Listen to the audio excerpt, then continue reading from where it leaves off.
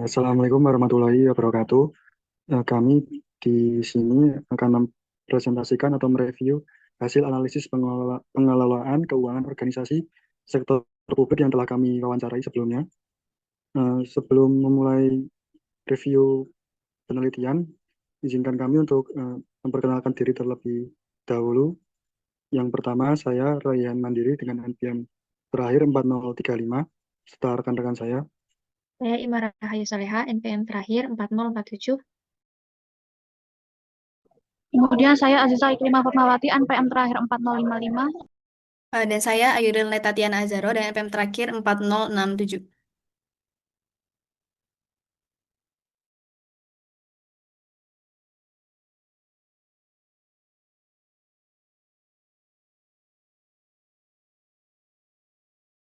Oke, masuk materi yang pertama. Di sini ada pendahuluan, yaitu seperti sesuai dengan pembagian yang sudah dibagi, itu kita kebagian untuk membahas tentang yayasan. Nah, berdasarkan pasal 1 angka 1 Undang-Undang Nomor 28 Tahun 2004, tentang yayasan ini didefinisikan merupakan badan hukum yang terdiri atas kekayaan yang dipisahkan dan diperuntukkan untuk mencapai tujuan tertentu di bidang sosial, keagamaan, dan kemanusiaan yang tidak mempunyai anggota.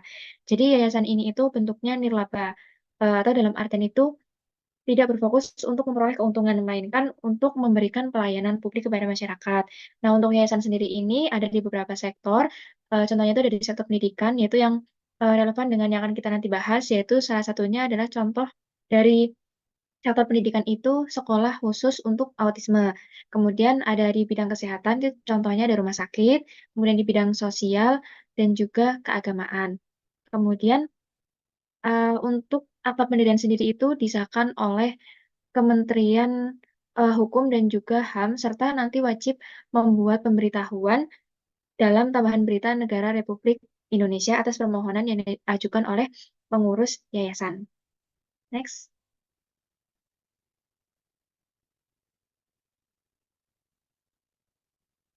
Kemudian yang selanjutnya itu ada organ-organ di yayasan.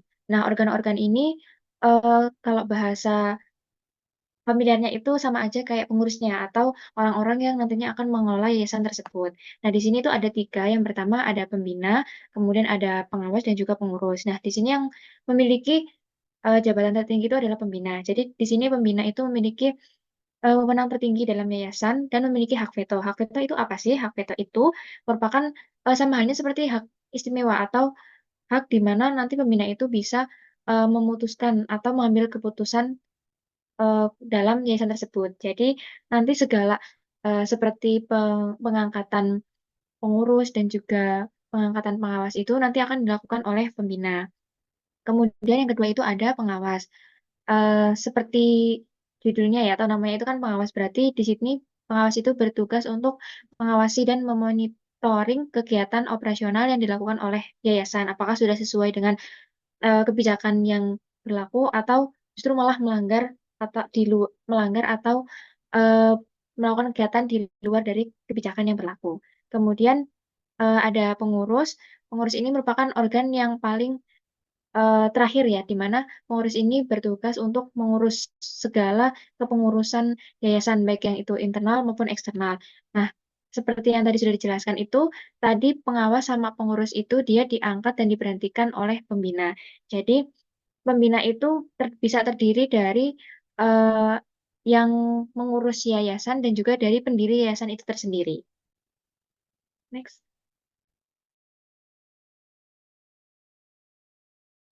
Oke, baik. Selanjutnya itu ada profil dari yayasan. Nah, yang pertama itu adalah nama sekolah. Oke, jadi untuk yayasan kali ini itu kita mengambil tema sekolah, yaitu Sekolah Khusus Autisme Bina Anggita Kota Magelang.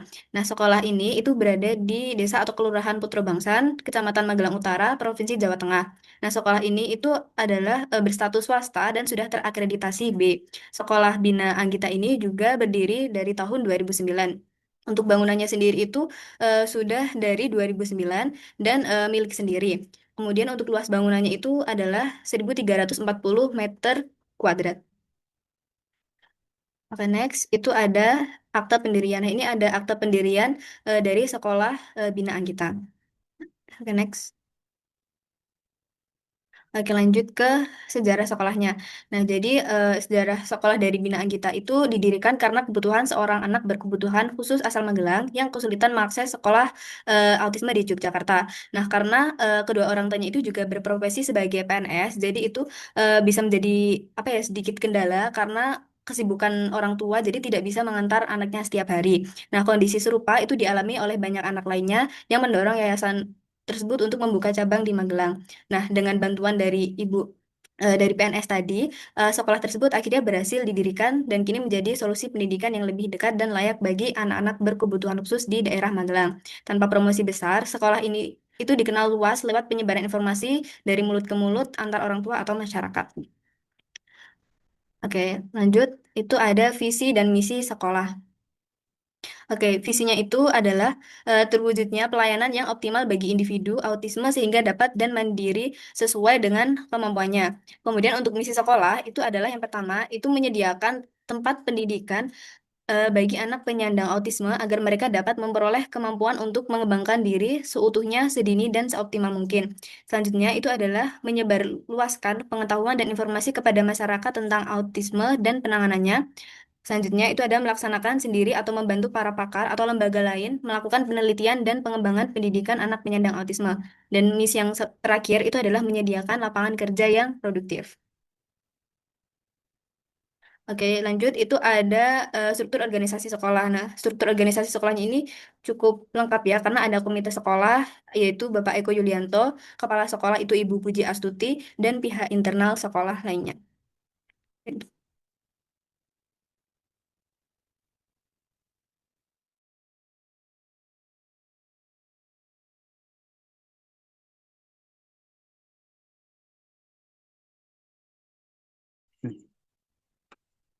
Oke, selanjutnya adalah aturan dasar yang digunakan yayasan dalam sistem pengelolaan keuangan.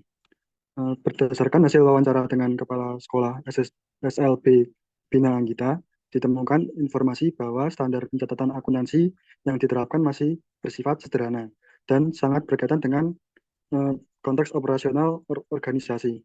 Pencatatan ini umumnya berfokus pada pencatatan arus kas dasar seperti pemasukan dan pengeluaran yang disesuaikan dengan kemampuan sumber daya manusia yang tersedia, terutama bendahara atau staf administratif. Next.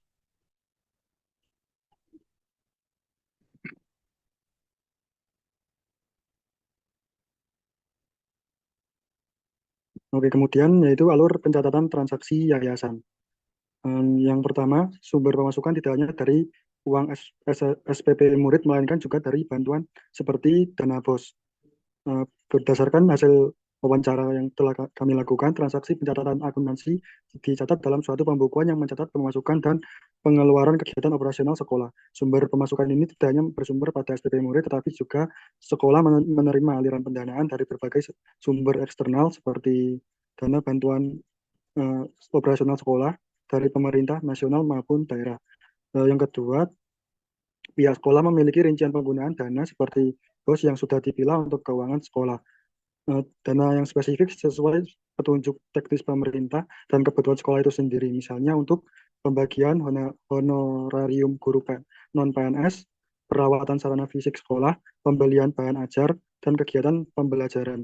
Demikian pula dengan sumber pendanaan lain seperti SPP dikelola berdasarkan kesepakatan komite sekolah atau kepala sekolah. Misalnya untuk biaya administrasi, kegiatan ekstrakurikuler, atau investasi teknologi pendidikan. Yang ketiga, mengenai pelaporan keuangan, pihak sekolah tidak melakukan pelaporan keuangan atau kepada pihak yayasan induk ataupun pemangku kepentingan eksternal lainnya. Akan tetapi, pihak sekolah tetap secara konsisten menyusun pembukuan keuangan sekolah. Praktik pembukuan ini berfungsi sebagai sistem dokumen responsif untuk berjaga-jaga jika ketika seandainya sekolah harus melaporkan laporan keuangan kepada yayasan induk. Selanjutnya.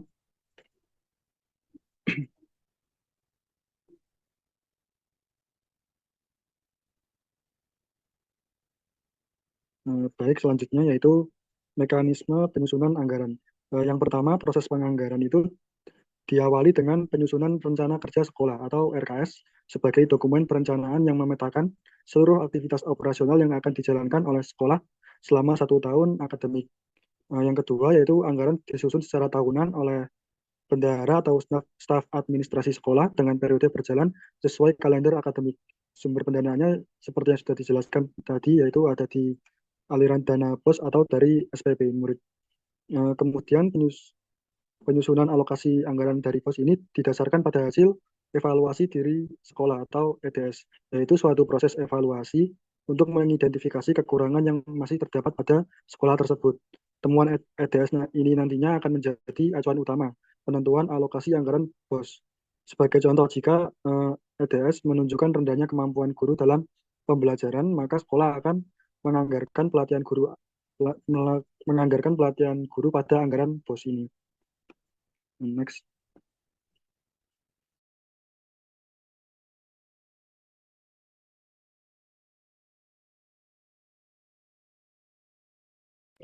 Baik, yang selanjutnya adalah alokasi dana pendanaan.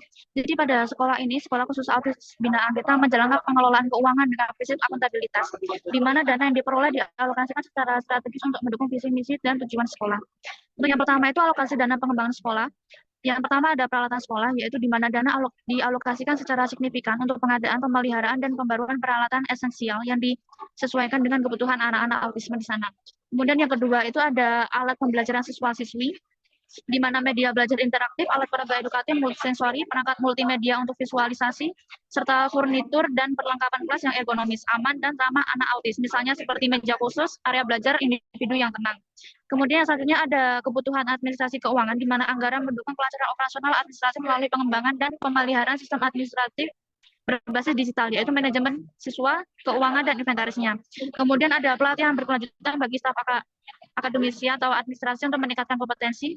Kemudian ada pengadaan bahan dan perangkat administrasi, biaya operasional kantor dan komunikasi, serta yang terakhir itu ada untuk penunjang keberlangsungan operasional.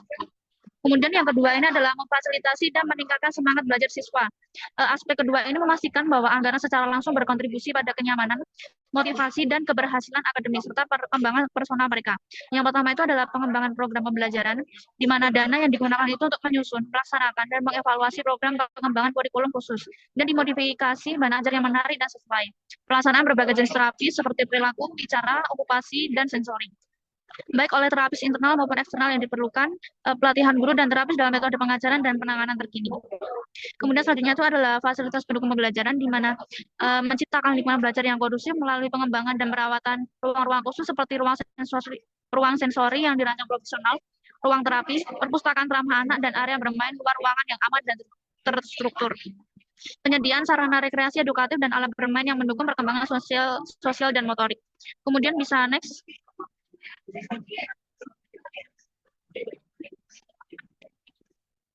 Oke, selanjutnya adalah sumber dana pendanaan. Jadi dari beberapa kebutuhan tadi, kita memiliki sumber dana. Yang pertama itu adalah dana bantuan operasional sekolah dari pemerintah atau yang sering kita sebut dengan dana BOS. Dana ini merupakan dana kapital yang bersifat reguler dan menjadi tulang punggung operasional dasar sekolah. Penggunaannya itu diatur oleh Permendikbud dan Juknis terkait dengan fokus utama pada biaya operasional pembelajaran dan peningkatan mutu. Ini mencakup honor dari guru PNS, pengembangan profesi guru, pembelian dan pemeliharaan buku dan bahan ajar, langganan daya dan jasa, perawatan ringan sarana, pembiayaan kegiatan pembelajaran atau asesmen, pengelolaan sekolah, dan pembelian alat sensori pendukung ABK. Kemudian yang kedua itu sumbernya berasal dari iuran SPP. Jadi karena sekolah ini merupakan sekolah swasta, maka diberikan hak untuk bisa mendapatkan pendanaan itu dari iuran SPP. Jadi merupakan sumber pendamping yang sangat penting, terutama untuk menutupi biaya-biaya yang tidak sepenuhnya tercakup oleh dana BOS pemerintah tadi. Untuk memerlukan fleksibilitas lebih, SPP ini digunakan untuk mengembangkan fasilitas khusus seperti sensori room, alat terapi spesifik, program ekstrakurikuler khusus, pelatihan guru dan staf lanjutan, perawatan fasilitas lebih intensif, dan biaya operasional lainnya yang esensial bagi layanan unggulan sekolah khusus. Kemudian bisa next.